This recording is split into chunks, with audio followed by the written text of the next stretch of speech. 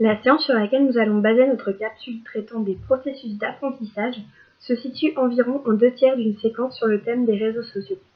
Séquence entrant à la fois dans les notions d'idées de progrès, lieu et forme de pouvoir et espace et échange au programme du cycle terminal en anglais. Cette séquence est proposée au sein d'une classe de première économique et sociale dans laquelle se situent 12 élèves ayant souscrit à l'option européenne proposée dans le lycée et en tout 32 élèves ayant des niveaux divers et variés.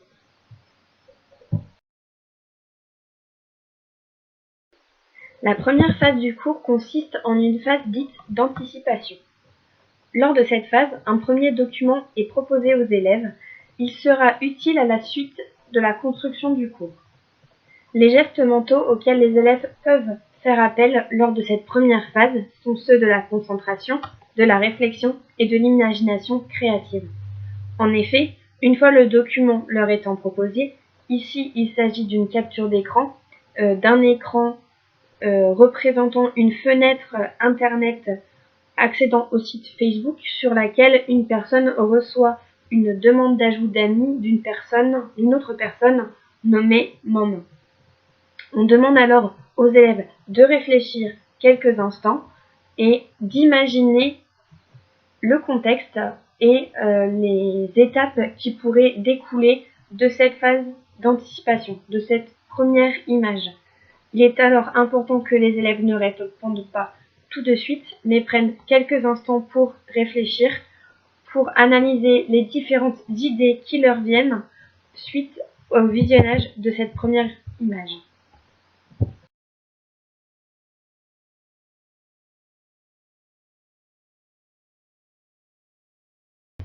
Suite à cette première partie, le professeur pourra entraîner les élèves à mener une phase dite d'émission d'hypothèses. Pour cette phase, ce sont les élèves qui sont acteurs de la construction de leur cours. Ils entrent alors dans la phase de compréhension réelle du document, pour laquelle ils peuvent répondre à plusieurs questions. Quoi? Pourquoi? Comment? Par exemple. Au cours de cette phase d'anticipation, le professeur peut noter au tableau toutes les idées apportées par les élèves afin qu'ils puissent récapituler le tout à la fin avant d'amener des hypothèses d'étude. Pour le document qui nous intéresse, cette phase de compréhension fait suite à une réelle étude de la phase d'anticipation pour laquelle le document nous montrait 2 acteurs et 2 possibilités d'action. Ainsi, pour la question « Quoi ?», les élèves peuvent faire sens de la finalité du document. Ici, le texte leur étant été distribué par la suite étant un article, les élèves peuvent en déduire que le but d'un article est de donner son point de vue et qu'il traite, d'après le document d'anticipation, du point de vue de parents, d'enfants et des points de vue positifs et négatifs qu'ils peuvent avoir. Ici, les élèves vont alors chercher tous les points négatifs et tous les points positifs ayant attrait à la fois aux parents et aux enfants. Ils vont alors chercher un vocabulaire amélioratif, un vocabulaire péjoratif et des caractéristiques ayant attrait aux adolescents ou aux parents. L'élève agit ici en tant qu'apprenant. Suite au relevé des élèves, il est important de revoir les éléments trouvés avec chacun d'entre eux et de faire un récapitulatif à la fin de chaque catégorie. Les élèves évoquent alors des connaissances déjà acquises pour trouver le sens du document qu'ils travaillent actuellement.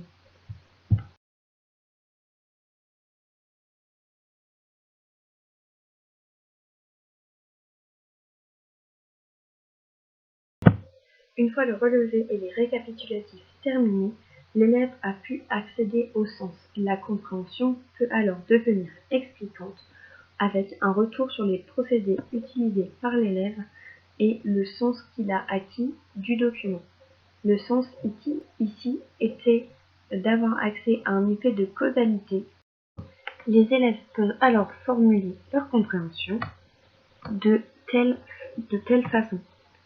Les parents aiment Facebook parce que, ou les enfants aiment Facebook parce que, ou encore l'inverse, ils n'aiment pas Facebook parce que, et dire à la fin du cours, j'ai utilisé tel outil pour exprimer la notion de cause, notion qu'ils pourront retravailler hors contexte afin de la transmettre à d'autres éléments, à d'autres documents et de pratiquer la progression en spirale.